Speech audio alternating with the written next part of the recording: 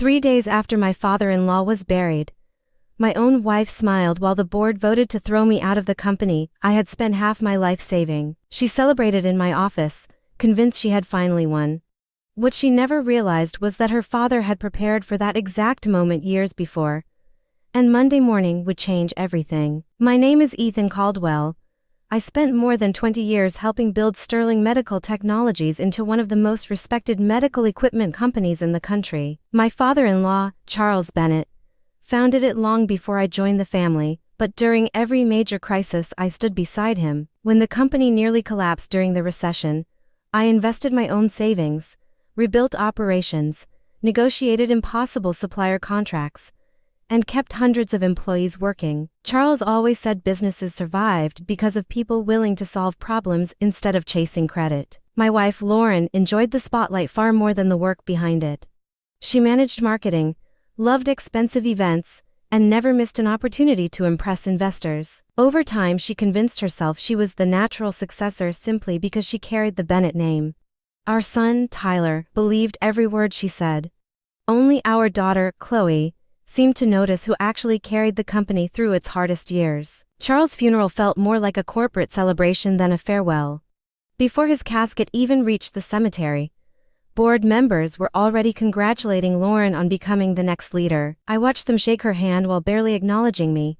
During the service, she spoke about vision and the future but never mentioned the years I spent protecting everything her father built. Chloe quietly squeezed my hand because she could see exactly what everyone else pretended not to notice. The attack started almost immediately. My email password stopped working, meetings disappeared from my calendar. My access to financial systems vanished without explanation. When I arrived at headquarters a few days later, my executive badge no longer opened the upper floor.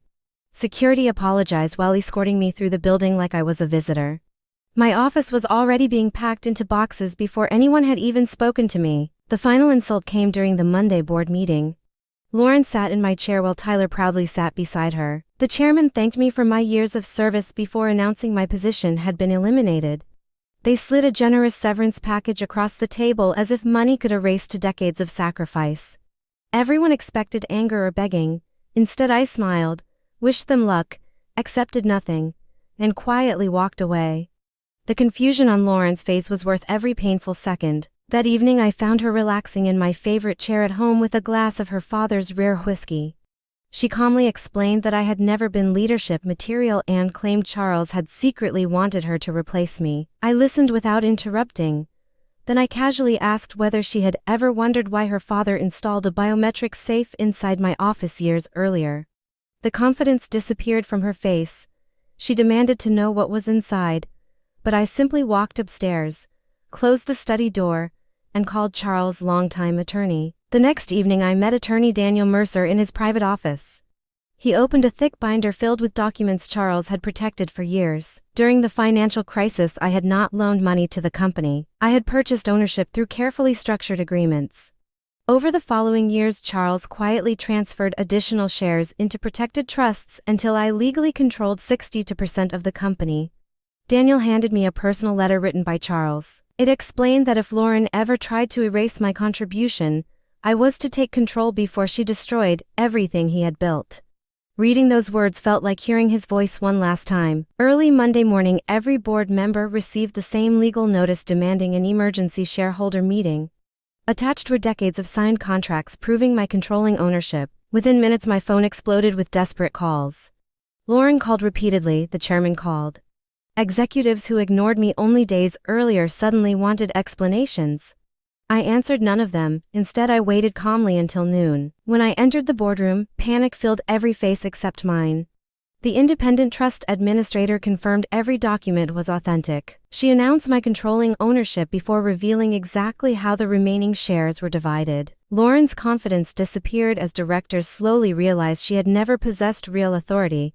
The vote took less than a minute. Every hand rose in favor of removing her as chief executive. Days earlier, those same people had celebrated her promotion. Now they quietly accepted reality. I signed the documents making me chairman and chief executive while Lauren stared across the table in complete disbelief. She whispered that I had planned everything from the beginning. I calmly reminded her that it had been her father, not me, who planned for this day. I had simply honored his wishes. The victory uncovered something even worse. During our first financial review, we discovered millions of dollars missing from the employee retirement fund. Fake consulting contracts and shell companies led directly back to decisions Lauren had approved while trying to strengthen her own position. We immediately launched a forensic investigation, restored every dollar owed to employees, and suspended everyone connected to the fraud. Protecting the people who built the company mattered more than protecting executives. Tyler eventually visited my office looking exhausted and ashamed.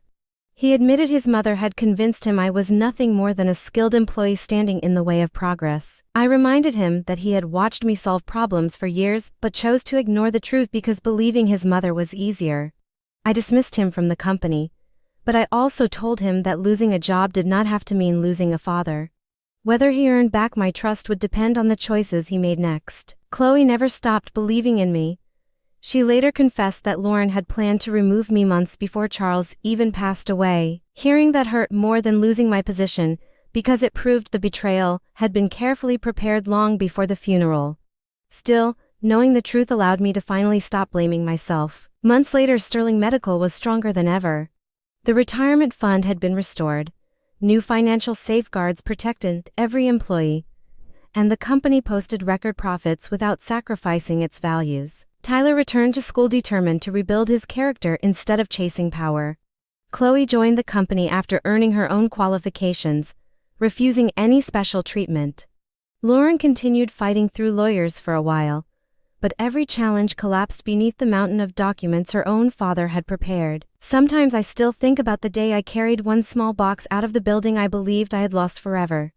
At the time it felt like the end of everything I had worked for. Looking back, it was actually the beginning. Charles understood something many people never do. Titles can be inherited, applause can be borrowed, and power can be stolen for a while. Respect is earned through years of honest work. In the end, that was the only legacy strong enough to survive betrayal.